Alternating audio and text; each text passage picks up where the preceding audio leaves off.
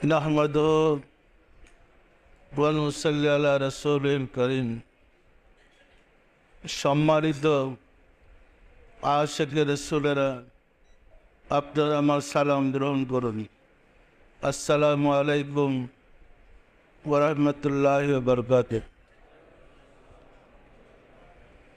প্রতি সপ্তাহে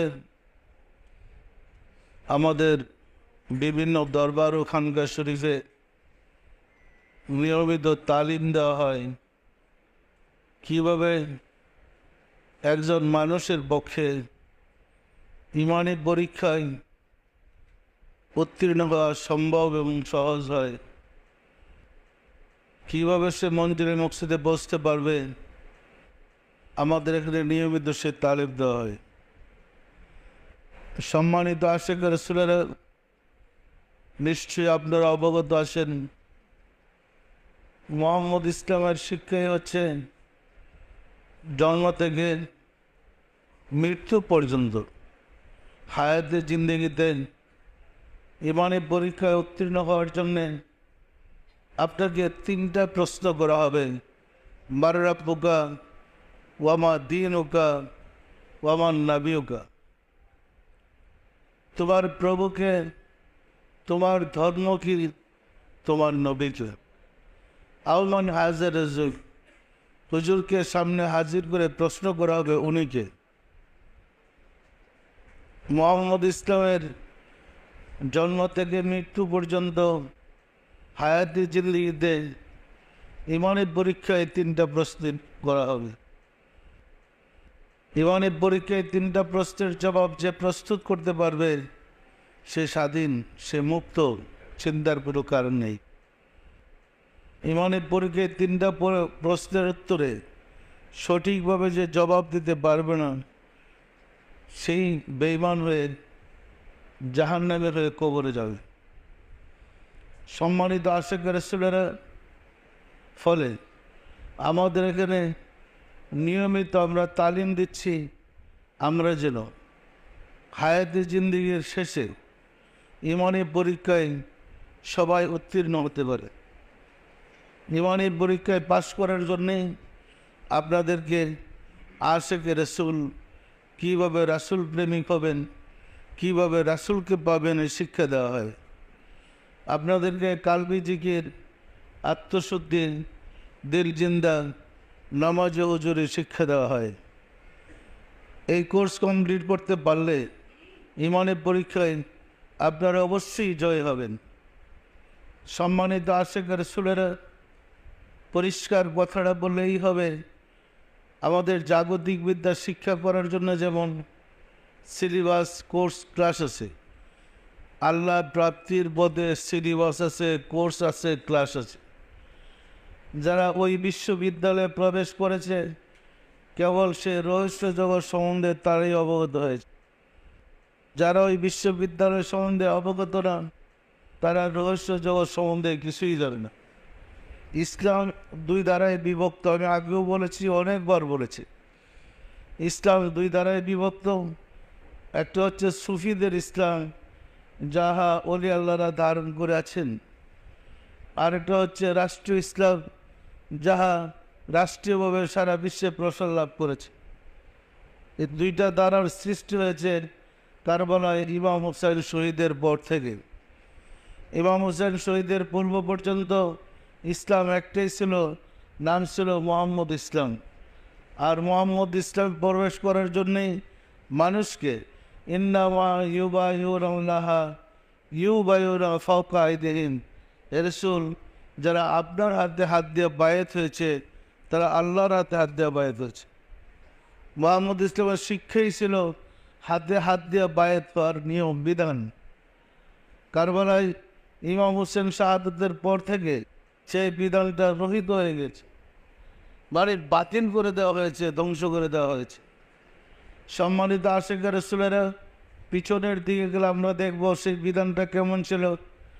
যেমন রাসূলের কাছে যারা মুসলমান হয়েছে হাতে হাত দিয়ে বায়াত হয়ে মুসলমান হয়েছে।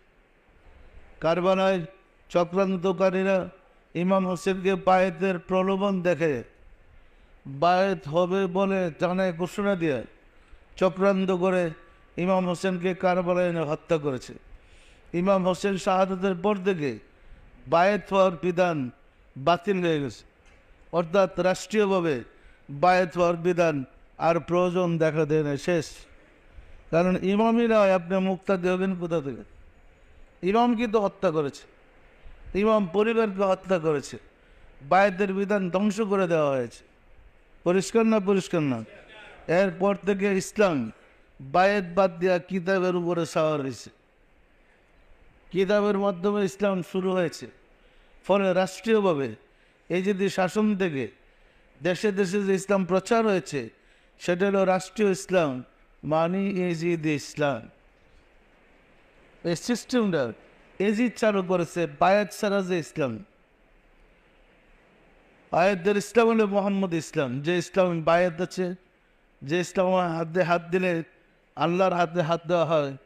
কথাটা পরিষ্কার আল্লাহ কোরআনে ঘোষণা করেছে, হে রাসূল, যারা আপনার হাতে হাত দিয়ে বায়াত হয়েছে তারা আল্লাহর হাতে হাত দিয়ে বায়াত হয়েছে। তাহলে রাসূলের হাতের ভিতরে আরও দুইটা হাত ছিল, সেই নূরের হাত ছিল আল্লাহর। পরিষ্কার না? পরিষ্কার না?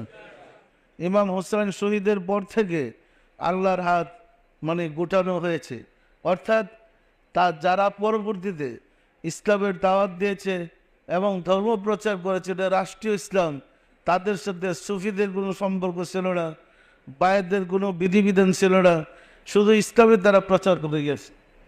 পরিষ্কার না? পরিষ্কার না? যে ইসলামে রাসূল আছে, সেই ইসলামে বায়েতের বিধান আছে, সেই ইসলামে মুরাকাবার সিস্টেম আছে, সেই ইসলামের তালিমের সিস্টেম আছে, সেই ইসলামের কলমের ব্যবস্থা আছে। যে ইসলামের রাসূল নেই, নামাজ আছে, রোজা আছে, হজ আছে, জাকাত আছে, ধর্ম আছে, কর্ম আছে, দাড়ি আছে, টুপি আছে, জুব্বা আছে, পাগড়ি আছে, ঢিলা আছে, কুলুব আছে, অভাবটা ইসলামের, শুধু মুহাম্মদ নাই। মুহাম্মদকে বাদ দেওয়া সব আছে, তারা মুক্তি পাবেন? কোনো সম্ভাবনা আছে মুক্তির? তারা সাফায়েত পাবে? কে তাদের সাফায়েত করবে? ও ইসলামী বিশ্বজুড়ে প্রসার লাভ করেছে। ফলে আপনারা প্রমাণ পেয়েছেন কারবালায় এই যে ঘটনা ঘটতেছে একটার পর একটা, সারা বিশ্বের মুসলমানরা ইরাকের জন্যে, আফগানিস্তানের জন্যে এত দোয়া করেছে। যেহেতু মোহাম্মদ নাই, সাফায়েতকারী নাই, কারোর দোয়া আল্লাহ শুনে নেন। আপনাদের বিশ্বাসের কথাটা? কারণ আপনার জন্য সাফায়েত কে করবে? সাফায়েতকারী কোথায়? এই দলে নামাজ, রোজা, হজ, জাকাত, ঢিলাগুলো সব আছে, শুধু মোহাম্মদ নাই, সাফায়েত করবে কেন? সোয়াবের অভাব নাই, কাটটি ভর্তি সোয়াব, কিন্তু সাফায়েতকারী নেই। আপনার কি বিষয়টা বুঝতে পারছেন? তাহলে আমরা একটা বিরাট একটা নিয়ামত হারিয়ে ফেলেছি। নিয়ামত হারানোর কারণে এই মুসলিম জাতির মুক্তির কোনো গতি হচ্ছে না। যেহেতু সাথে শান্তির দুধ নাই, অশান্তির আগুন মুসলমানদের মধ্যে জ্বলছে। ফলে শান্তি তালাশ করতে গিয়া বোম ফাটানো শুরু, এরে মারো, অপরের ধরো, এই ফতুয়া, ওই ফতুয়া। আগের যুগে ছিল একটা বিধর্মীকে কেমনে আদর করে, প্রেম দিয়ে, ভালোবাসা দিয়ে আশিকে রাসূল বানানো যায়, এই সিস্টেম। কিন্তু এই ধর্ম হয়েছে মুসলমানকে ফতুয়া দিয়ে কেমনে কাফের বানাবে। কি আছে ইসলামে কোনো শান্তি? কোনো শান্তি নেই, শান্তির লেশ মাত্র নয়। কারণ শান্তির দূত হলো মোহাম্মদ। মোহাম্মদকে দিয়ে জগতে শান্তি এসেছে। মোহাম্মদকে যখন হারালেন, আপনি শান্তি পাবেন কোথায়? এদের কাছে তো শান্তির দূত নাই। কিন্তু যেটা মোহাম্মদ ইসলাম, যেখানে মোহাম্মদ জড়িত, যে হাতের ভিতরে মোহাম্মদের হাত লুকানো আছে, সেখানে গেলে শান্তির দূতের সন্ধান পেয়ে যাবেন। যে কোনো বিপদে আপদে, বালা মুসিবতে মোহাম্মদ সাল্লাল্লাহু আলাইহি ওয়াসাল্লামের বরকতে আপনারা আল্লাহর নিয়ামত, রহমত, বরকত পেতে সক্ষম। সম্মানিত আশিক রাসূলেরা, এই মোহাম্মদ ইসলামকে এগিয়ে নিয়ে যাওয়া প্রয়োজন আছে না নাই? এই মোহাম্মদ ইসলাম কারবালায় ধ্বংস হওয়ার পরে সুফিরা ভয় আতঙ্কের মাঝেও ছোট্ট করে একটা খানকা করে এটা তালিম দিয়ে গেছে, শিক্ষা দিয়ে আসছে। কিন্তু ওই দল মসজিদ থেকে ঘোষণা দিতেছে, মানে মাজারে যাওয়া, পীর মাশরাইকের কাছে যাওয়া জায়েজ নেই, বলতেছে না বিরুদ্ধে ফতোয়া, ওই খানকাতে আগুন দিয়ে চালাই দাও, হুদা পুড়ে ফেলাও, এই অশান্তি অরাজকতা সৃষ্টি করছে। সত্য না মিথ্যা বলেন সম্মানিত আশিকের রাসূলেরা? তাহলে কি মুসলমানরা রাসূলকে জীবনে খুঁজে পাবে না? পাবে না? পাওয়ার পথ খুঁজে বের করতে হবে। পাওয়ার পথ খুঁজে বের করতে হলেই আমাদের যেতে হবে মোহাম্মদ ইসলামে।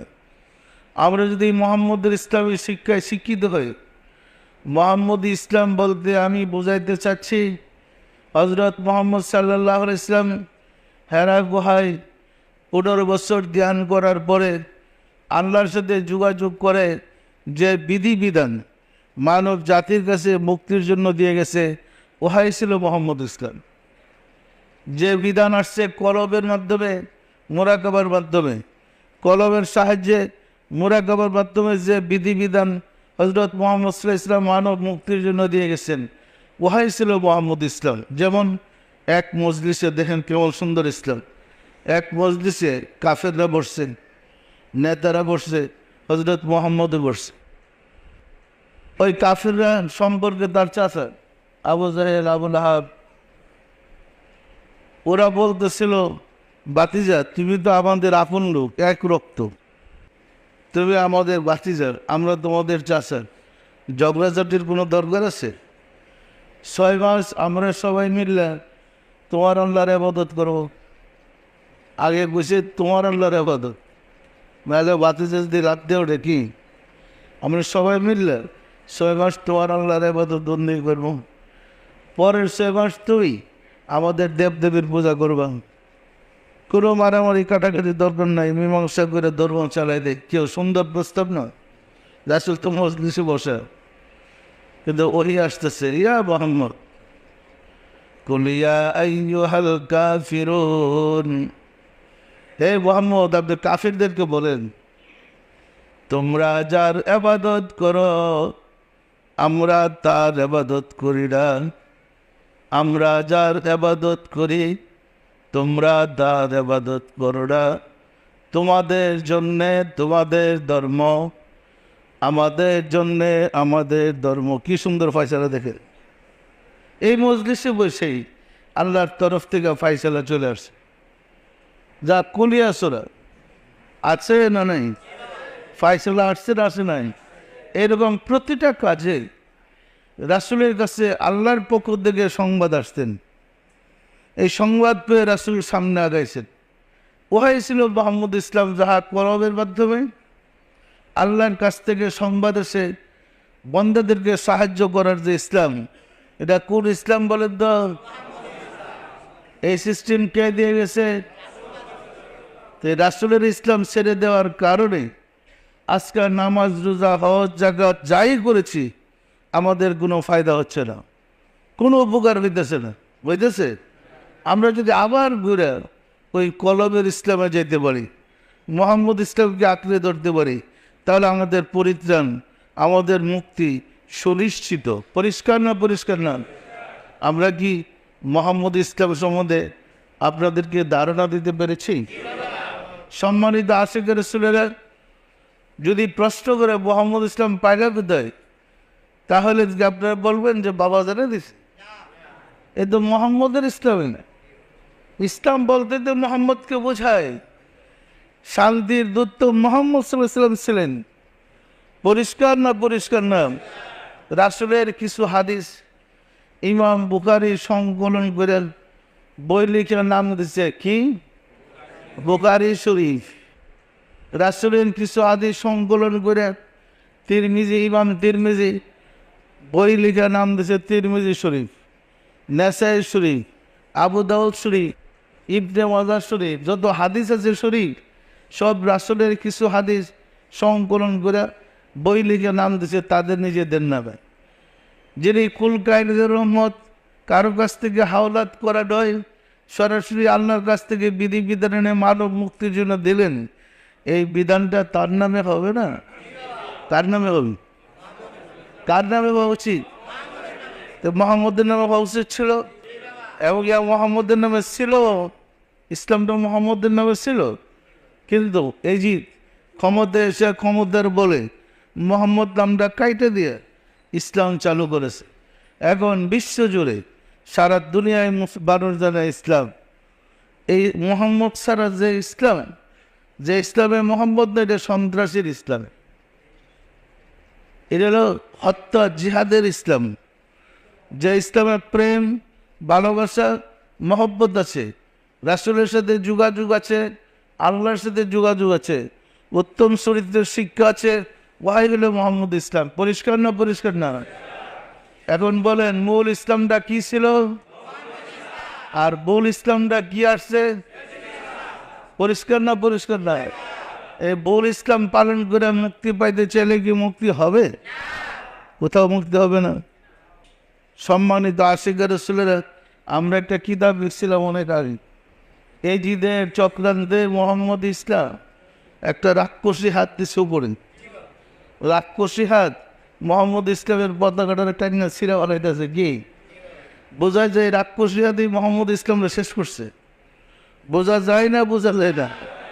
সুতরাং আমরা রাক্ষসী ইসলাম করতে চাই না, আমরা চাই মোহাম্মদ ইসলাম পালন করতে। পারবেন আপনারা? করতে পারবেন না? করবেন না? পারবেন না?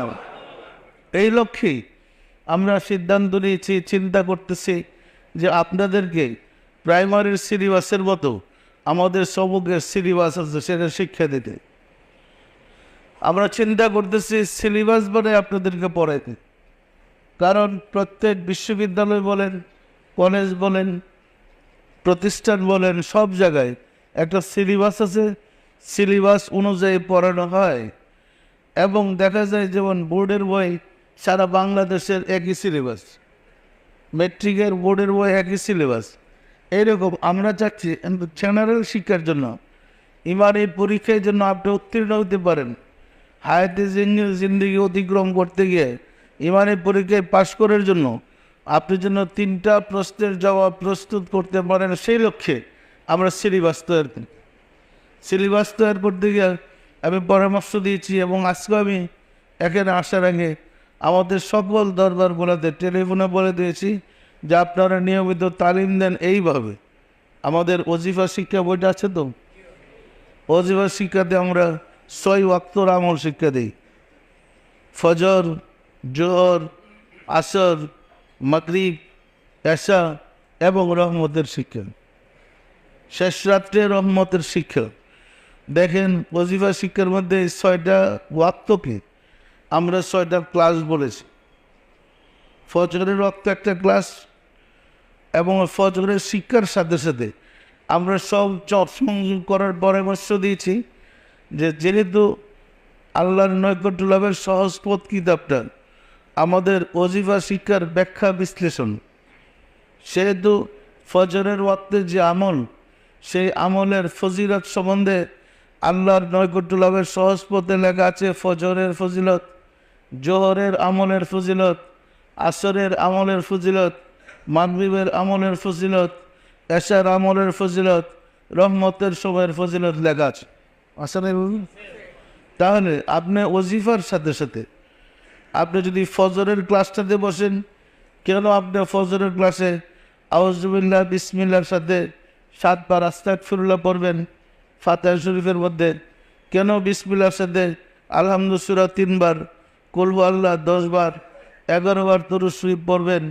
এটা ফজিলত বাইর করেন, তখন দেখবেন কেন 7 বার পড়তেছেন, 10 বার পড়তেছেন, 11 বার পড়তেছেন। এটার ব্যাখ্যা বিশ্লেষণ আপনি পরিষ্কার বুঝতে সক্ষম হবেন, এবং আপনার জন্য ইবাদত করার উৎসাহ বৃদ্ধি পাবে। সুতরাং আমাদের প্রথম ক্লাসটাতে আমরা ওই ফজরের আমলে ফজরের ওয়াক্তের ফজিলত, জোহরের আমলে জোহরের ওয়াক্তের ফজিলত, আসরের আমলে আসরের ওয়াক্তের ফজিলত, মাগরিবের আমলে মাগরিবের ওয়াক্তের ফজিলত, এশার আমলে এশার ওয়াক্তের ফজিলত, রহমতের সময় রহমতের আমলের ফজিলত, এইগুলো আমরা দিয়েছি। এইভাবে আপনাদেরকে পড়ানো হবে নিয়ম অনুযায়ী। প্রথম হলো আপনার কলবের জিকিরের নিয়ম, কলবের জিকিরের পাশাপাশি এই ওজিফাগুলো আমল করা লাগবে। পরিষ্কার না? পরিষ্কার না? এগুলো একদিনের আমল। কোরআন শেষ হওয়ার পরে এই আমলটা ঠিক হয়ে চললে এরপর আপনি শান্তি কোন পথে, মুক্তি কোন পথে, এখানে 2টা বই আমাদের আছে ছোটো ছোটো, ওইখানে কতগুলো জটিল প্রশ্নের জবাব আমরাই প্রশ্ন করেছি, আমরাই জবাব লিখেছি। এই কারণে আপনাদের তরিকর পথে আসলে মানুষে অনেক প্রশ্ন করেন, এটা হলো কেন, এটা হলো কেন, ওইরকম কিছু প্রশ্ন লিপিবদ্ধ করে লিখে আমরা প্রশ্ন উত্তরগুলো লিখে দিচ্ছি। এতে আপনাদের জন্য সহজ হবে। কোনো ভাই যদি আপনাকে প্রশ্ন করে আপনি এই কাজটা কেন করেন, ওই কাজটা কেন করেন, তো জবাব দিতে পারবেন, এটা আপনাদের জন্য সহজ হবে। তাহলে প্রাইমারি শিক্ষার সিলেবাসটা হচ্ছে ওজিফা শিক্ষা, আল্লাহর নৈকট্য লাভের সহজ পথ এবং শান্তি কোন পদে, মুক্তি কোন পদে, এই 4টা বই শেষ করা। পাশাপাশি কালবের জিকিরের কাজ শেষ করে, কালবের জিকিরের পাশাপাশি এই 4টা বই আপনাদের পড়তে হবে। পরিষ্কার না? পরিষ্কার না? এরপরের ক্লাসটা হবে 2য় ক্লাস, সেটা হচ্ছে রুহুতে সবক। আমরা আগে এইভাবে সবক বাড়াই দিছি, সাথে আর কিছুদিন এই মুখে যা বলে দিছি, কিন্তু এখন চিন্তা করতেছি এইভাবে সবক না দিয়ে আমি ক্লাস অনুযায়ী সবক দেব। রুহুতে সবক দেওয়ার পাশাপাশি আমাদের তরিকতের যে বই আছে আমরা সিলেবাসে ওই বই ধরে দেবো, যে এতটুকু এই বই পড়বেন আর রুহের সবকটা শিখবেন। এরপরে স্যারের সবক, স্যারের সবকের পাশাপাশি আমরা আরও কিছু বই শিক্ষা দেব, যেটা আপনাকে ধর্মের মধ্যে আগায় নেবে, ইমানকে মজবুত করবে। তারপরে স্যার খফির সবক, পাশাপাশি আরও কিছু বই দেবো, এটা পরে আপনি জাহেরে দিনে শিখবেন, পাশাপাশি ওই সবকগুলো প্রশ্ন করবেন। এরপরে এইভাবে পবিত্র পুরাণে 6টা ক্লাসের আয়াত বর্ণিত হয়েছে প্রচুরভাবে, কলব, রুহু, সের, খাফি, আকফা, নফস পর্যন্ত। আমিও চাচ্ছি নফস পর্যন্ত আমি কিতাব দিয়ে আপনাদেরকে মিলাই দিয়ে সেট করে দিতে, যে এইভাবে ওজিফাগুলো করেন। তাহলে কোরআনের শিক্ষা আপনার ব্যক্তিগত জীবনের সাথে মিলে একাকার হয়ে যাবে। পরিষ্কার না? পরিষ্কার না? কলব সম্বন্ধে আল্লাহ কোথায় কী বলেছে আয়াতগুলো পড়েন, রুহ সম্বন্ধে কোথায় কী বলেছে আয়াতগুলো পড়েন, সেট সম্বন্ধে কোরআনে কী কী বলছে শুনেন, খফি সম্বন্ধে কোথায় কী বলেছে শুনেন, আকফা সম্বন্ধে কোথায় কী বলেছে শুনেন, নফ সম্বন্ধে কোথায় কী আসছে আয়াতগুলো পড়েন এবং অনুবাদ শুনেন। তখন দেখবেন আবাদত করে একটা শান্তি পাবেন। যদি আমি যা করেছি সব তো কোরআনের বাহিরে যাওয়ার কোনো কায়দা নাই।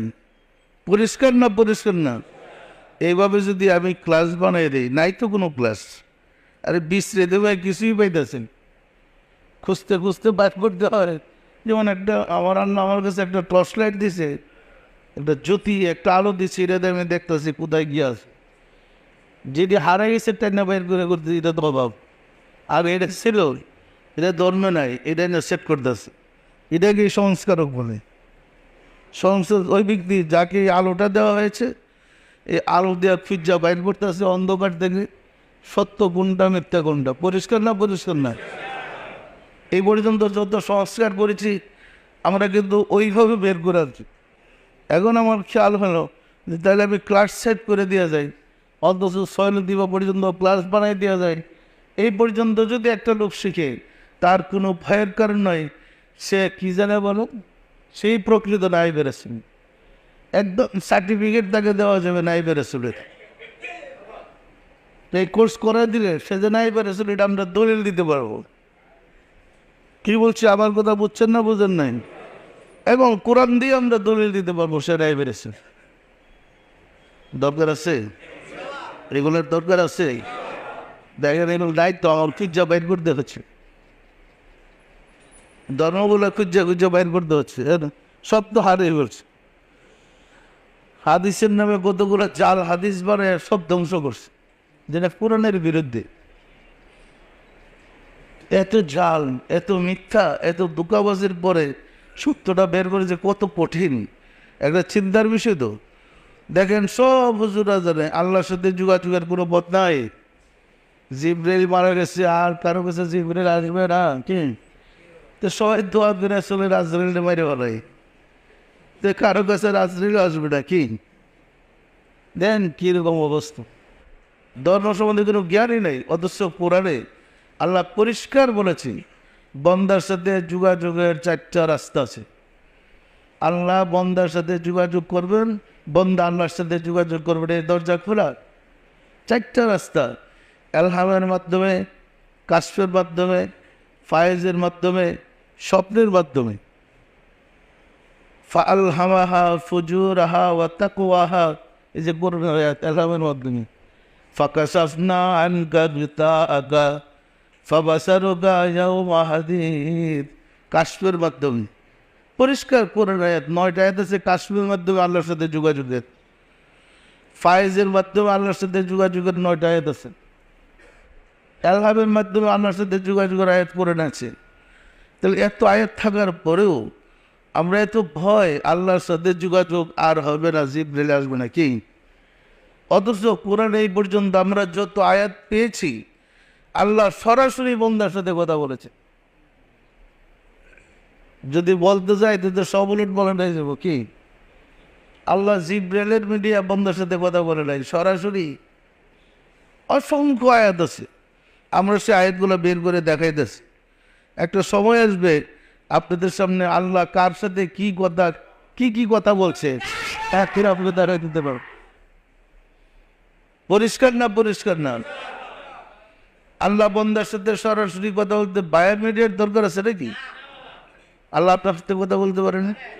পিপিলিকার সাথে আল্লাহ কথা বলেছে, মৌবা কোরআন আছে, মৌমাছির সাথে আল্লাহ কথা বলেছে, মুসার মার সাথে কথা বলেছে, ইউসুফের মার সাথে কথা বলেছে, তারপরে আরও অনেক নবীদের মার সাথে কথা বলেছে, অসংখ্য মানুষের কাফেরের সাথে কথা বলেছে, আগুনের সাথে কথা বলেছে। ওই যে আগুনে পুরা দিতেছিল, আল্লাহ আগুনের সাথে কথা বলেছে।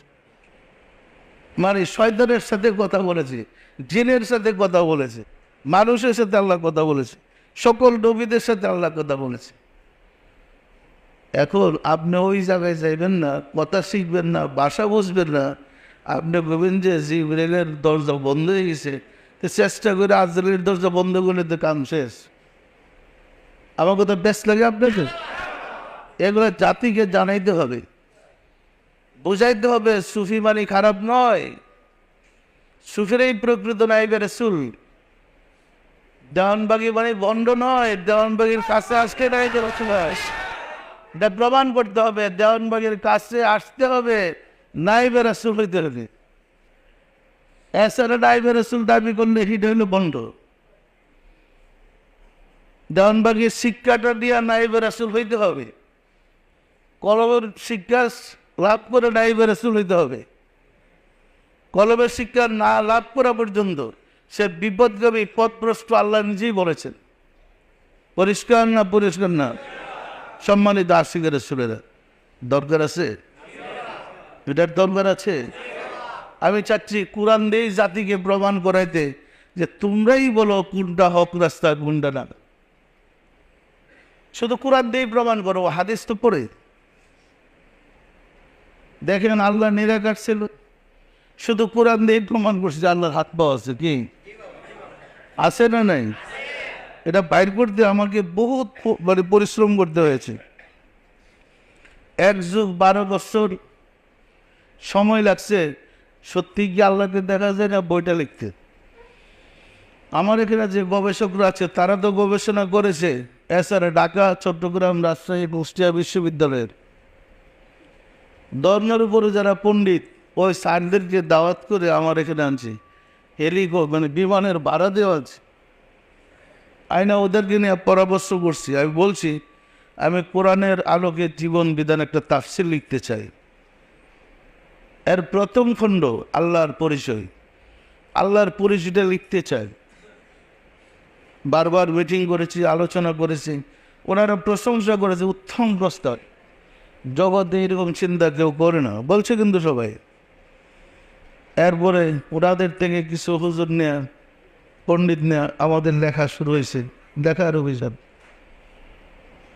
এক সময় তো বোধহয় আমরা অনেক কোরআনের আইনা পাতা কাটতে কাটতে আয়াত সুন্দর করছি, এরকমই অনেক প্রচুর পরিশ্রম করেছি। তোমাদের সাথে পরামর্শ নিয়ে হুজুরদের দিয়ে লেখাতে লেখাতে বস্তার বস্তার কিতাব, অনেক কাগজ লিখছি। কিন্তু আমি যা চাচ্ছি কিন্তু কাছেও যেতে পারতেছে না। যার কাজ তারই সাজে, অন্য গেলেন লাঠিবাজ। একটা কথা আছে না, এত পণ্ডিত লাগালাম কিন্তু আল্লাহর সম্বন্ধে কি কোনো কারণই নেই। এরপর আমি পণ্ডিতকে বললাম, মিটিংয়ে বসে আলোচনা আমি বলছিলাম, মনে আছে, এগুলো তুমি আপনারা খবর পাবেন না, বই তো একটা পেয়ে গেছে কি। এই পণ্ডিতদেরকে বলছিলাম যে আমি চাচ্ছি আল্লাহ মানব আকৃতির, নূরের আল্লাহকে, মানব আকৃতির কিন্তু নূরের, এই নূরের আল্লাহকে আমি সিংহাসনে বসে একটা সেজদা দেবো আমার কাছ থেকে। বলছি ওরা আমার দিকে তাকাইছে, লোকটা বলে কি, আপনারা কি বিষয়টা বুঝছেন? তো আর তো হুজুর আর আগে দিতে পারতেছে না, আমার এই জ্ঞান তো নেই, এই এলেম নেই, তো কিতাব দেওয়ার তো আর কলম খুলবে না। আমাদের যারা আছে গবেষক, ওনাদেরকে নিয়ে আমি বসলাম, বৈশাখ চ্যাপ্টার বাইর করলাম, একটা মানুষের শরীরে কী কী আছে। মানুষের দুইটা চোখ আছে, দুইটা কান আছে, একটা নাক আছে, একটা মুখ আছে, একটা চেহারা আছে, দুইটা হাত আছে, দুইটা পাও আছে, একটা দেহ আছে, এগুলো আছে তো। তখন আমি বললাম যে দুইটা চোখ দিয়ে একটা চ্যাপ্টার, দুইটা কান দিয়ে একটা চ্যাপ্টার, চেহারা দিয়ে একটা চ্যাপ্টার, দুই হাত দিয়ে একটা চ্যাপ্টার, এইভাবে চ্যাপ্টার বানাইয়া এখন আল্লাহর চোখ কোরআনে কোথায় আছে বাইর করেন, আল্লাহর কান কোরআনে কোথায় আছে বাইর করেন, আল্লাহর মুখ কোরআনে কোথায় কোথায় আছে বাইর করেন, আল্লাহর পাও কোরআনে কি আছে বাইর করেন, আল্লাহ কথা বলেন কোরআনে কি কি আছে বাইর করেন, আল্লাহ কোরআনে কি আছে বাইর করেন। এই গবেষণা শুরু, সব বেদ করে যখন অঙ্গ প্রত্যঙ্গ মিশে একসাথ করলাম, সেট করে দেখলাম ঠিকই নূরের আল্লাহ দাঁড়াই গেছে। পরিষ্কার না? পরিষ্কার না? এরপর এটা সমর্থিত আরো হাদিস কোথায় কি আছে লেখেন, বই আকারে লেখে বাজারে ছাড়লাম। কেউ তো বলে না এটা খারাপ বই। আল্লাহর জমিনে এমন কোনো মায়ের ছেলের জন্মগ্রহণ করে নাই প্রমাণ করতে পারবে এটা ভুল। তো আমার তৈয়ার করতে আমাকে যথেষ্ট তেল ফুরাইতে হয়েছে, যেমন লক্ষ লক্ষ টাকা গেছে, প্রচুর সময় ব্যয় হয়েছে এবং প্রচুর কষ্ট করতে হয়েছে। সত্যরামের দা বলে, তো আপনাদের বলছিলেন যে ছোট্ট একটা বই, আল্লাহকে দেখা যায় না, এই কিন্তু আমার সাধনার শেষ নয়। ওই আল্লাহর পরিচয়, আল্লাহ আকার তো লেখলামই, লিখতে লিখতে লিখছি দেখতে আল্লাহ কেমন। আমি দেখছি ভাই এটা কুপন রাখবার জন্য, দেখছি যখন ভালো মতো হয়ে যাবো কি পরিচয়টা দিলাম, দেওয়ার পরে আমার কিন্তু যারা মিটতেছে না, যাতে ছোটো করে লিখছি। তো আল্লাহ তো পবিত্র পুরাণে ঘোষণা করেছে এই 7 আসমানের সাথে, 7 সাগরের সাথে আরও যদি 7টা সাগর সংযোগ করা হয়, কয়টা সাগর হবে?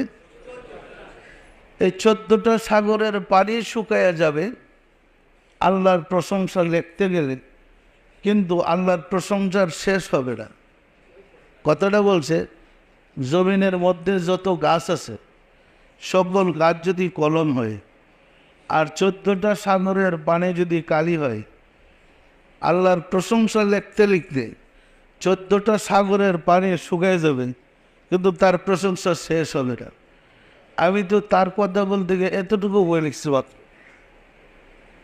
কিন্তু আর বাকি কথা তো বলি রে। এরপরে শুরু করছে যে বাকি বলতে থাকি, দেখি কতটুকু বলায়, কারণ 14 সাগর শুকাইলে এই কারবার আমাদের দ্বারা মনে কি দেন না, কালির মধ্যে ফালাই দিতে বা ডিব্বা মানুষ মরবে, সাগরে পড়লে ডিব্বা মরবে না। আল্লাহ গল্পের জন্য কোরআনের কথাটা বলে, আসলে তার গুণ এত, কারণ অসংখ্য পৃথিবী আছে, সকল পৃথিবীতে মানুষ আছে, সব জায়গায় নবী রাসূলদের অস্তিত্ব আছে, আমরা কতটুকু জানি? কে বলছে আমার কথা বুঝছেন? এই পৃথিবী ছাড়া আরো অসংখ্য পৃথিবী আছে, অসংখ্য সৌরজগৎ আছে। প্রত্যেকটা সৌরজগতে যদি 10,000 কোটি বলছে না, 10,000 কোটি সৌরজগৎ, তাহলে প্রত্যেকটা সৌরজগতে যদি একটা করে পৃথিবী থাকে, তাহলে 10,000 কোটি পৃথিবী আছে। তো প্রত্যেকটা পৃথিবীতে এরকম কত আদম, মুসা, ঈসা, ইব্রাহিম ঘুরতে চড়াইতেছে, কোনো হিজাব দিতাম নাই। কয়টার কথা আপনি লেখবেন? পরিষ্কার না? পরিষ্কার না? সবার মনে তিনি মহান, তিনি সর্বশক্তিমান। এই আল্লাহর কথা লিখে শেষ করে যাবে, তবে কোরআনে যতটুকু আটকেছে ওইটা তো পুরো বাইর করতে পারবে। ওইটা বাইর করতে কিন্তু আমাদের হিমশিম খেতে হচ্ছে। যতটুকু কোরআনে বর্ণিত হয়েছে এটা তো আমরা বাইর করে ফেলাম। আমার কথা কি বুঝছেন না বুঝেন নাই? কারণ আমি যেহেতু মালিকের গোলাম, আমি তো আমার মালিকের পরিচয় তুলে ধরবই। এটাই তো আমার চাকরি, এটাই তো আমার কাজ। কে কি বললো দেখার বিষয় নেই আমার। কে জায়েজ না জায়েজ বলতেছি এটা আমার সময় নেই। আমার মালিকের পরিচয় তুলে ধরাই আমার কাজ। কথা পরিষ্কার না পরিষ্কার না? আমার কথা বেশ লাগে। আপনারা যখন জানলেন আপনারা মোহাম্মদের ইসলামে আছেন, আপনাদের ধর্মের নাম মোহাম্মদ ইসলাম, এটার প্রচার করার দায়িত্ব আপনাদের। আর কারণ নিজ দায়িত্বে যার যার এলাকায় মিলাদ দেন, প্রচার করেন।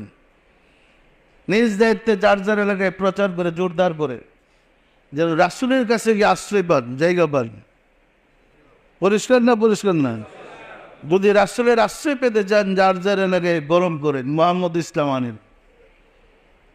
এমন কেউ জ্বালায় এই মোহাম্মদ ইসলামকে দলিল দেওয়া খণ্ডন করতে পারবে? পরিষ্কার না পরিষ্কার না? আমার মনে আছে আমি বলছিলাম এক সময়, ওই সময় না, যে 5 বছর পরে দেখা যাবে কার ধর্মে থাকে, হুজুর ধর্ম থাকে না দেওয়ানবাগির ধর্ম থাকে। বলছিলাম আসমানের নিচে এমন কোনো মায়ের ছেলে জন্মগ্রহণ করেন নাই যে দেওয়ানবাগির ধর্মটা থামাই নেবে। তো আসে নাকি কেউ? সুতরাং মহব্বতের সাথে তরিকার কাজ করেন, আমল করেন এবং মানুষকে উৎসাহিত করেন রাসূলের প্রেমিক হওয়ার জন্যে। এবং ইমানি পরীক্ষায় যেন মানুষ পাশ করতে পারে। আমি দেখাই দেবো আমার শিক্ষাটি একমাত্র ইমানি পরীক্ষায় দুনিয়াতে পাশ করার শিক্ষা। আমি কোরআন হাদিস দিয়ে প্রমাণ করে দেখাই দেব। পরিষ্কার না পরিষ্কার না? আমি আহ্বান করবো, আর যদি কেউ পারেন না আমার দেখান, এরকম শিক্ষা আপনারা দিতে পারেন আমার দেখান। আমি জানি এই ক্ষমতা নাই কারো। পরিষ্কার না পরিষ্কার না? মহব্বতের সাথে তরিকার কাজ করেন, উৎসাহিত হন। আমরা যেন রাসূলের দল বাড়ি করতে পারি। রাসূলের দল বাড়ি করতে পারলে আমাদের বলন্দ নসিব। পরিষ্কার না পরিষ্কার না? আসুন রাব্বুল আলামিনের সাহায্য চাই, তিনি যেন দয়া করে আমাদেরকে তার তালিম, তার শিক্ষা নিয়মিত আমল করার সুযোগ করে দেন। আমিন। আউযু বিল্লাহি মিনাশ শাইতানির রাজীম। বিসমিল্লাহির রহমানির রহিম। আস্তাগফিরুল্লাহ রাব্বি মিন কুল্লি যামবি ওয়া আতুবু ইলাইহি। আয় আল্লাহ, জীবন ভর নফসের খায়েশে, শয়তানের ফেরেবে যত প্রকার গুনাহ করিয়াছি, সমস্ত গুনাহ হইতে তোমার নিকট তওবা করিতেছি। আয় আল্লাহ, দয়া করিয়া আমার তওবা কবুল করো, আমার গুনাহ মাফ করো। লা ইলাহা ইল্লাল্লাহু মুহাম্মাদুর রাসূলুল্লাহ। সবাই দিলের হাত উঠে বলেন আল্লাহ আমিন। আল্লাহ আমিন। ওগদাল মাওলাদাল খুদা কদম কঙ্গাল বিকুগরা। পবিত্র জুমার দিনে জুমার নামাজ পড়লাম, আজকের তালিম গ্রহণ করলাম। সবশেষে তোমার প্যারা হাবিবের সানে দুরুদ আর সালাম পেশ করে তওবা করে তোমার শাহী দরবারে জোরাত করে মাফ চাই। জীবনে যত ভুল বেয়াদবি করেছি দয়া করে মাফ করে দাও। মাফ করে দাও রে মাওলা, আমাদের ভুল বেদবিকে মাফ করে দাও, আমাদের ইবাদত সমূহ কবুল করে নাও, এর ফজিলত পৌঁছায় দাও তাজদারে মদিনা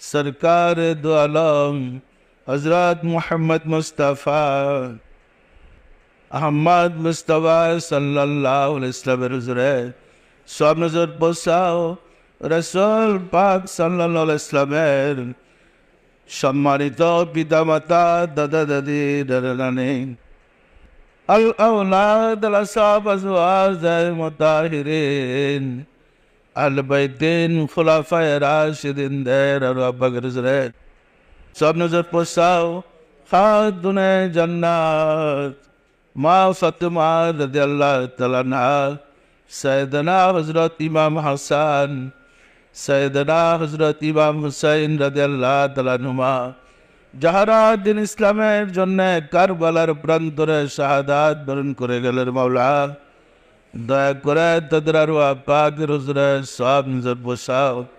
বাবা আদম আলাইহিস সালাতু ওয়াস সালাম হইতে রাসূল সাল্লাল্লাহু আলাইহি ওয়াসাল্লাম পর্যন্ত যত আম্বিয়া ইকরাম দারুল বাকায় তাশরিফ নিয়েছেন, তেনাদের আরওয়াহ পাকের হুজুরে সব নজর পৌঁছাও।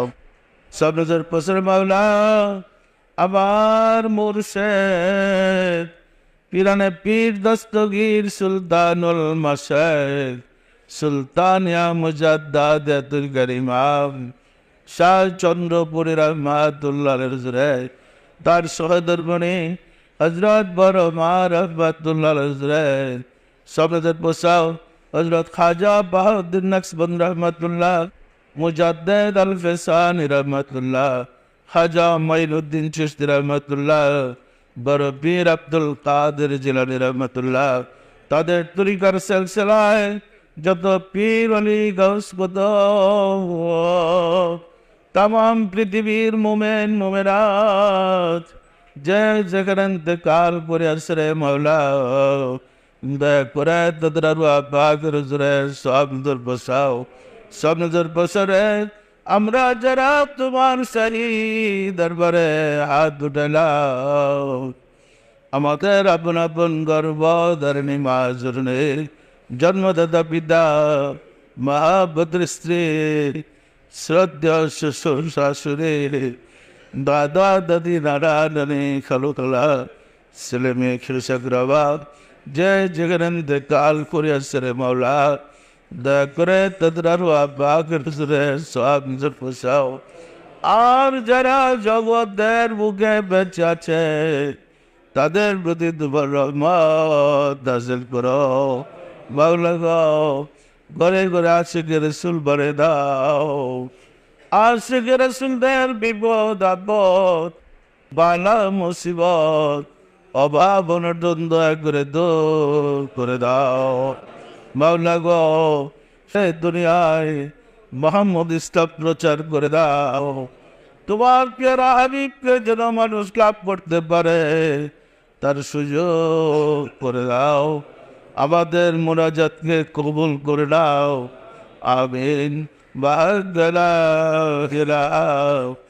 ইল্লাল্লাহ মুহাম্মদ রাসূলুল্লাহ।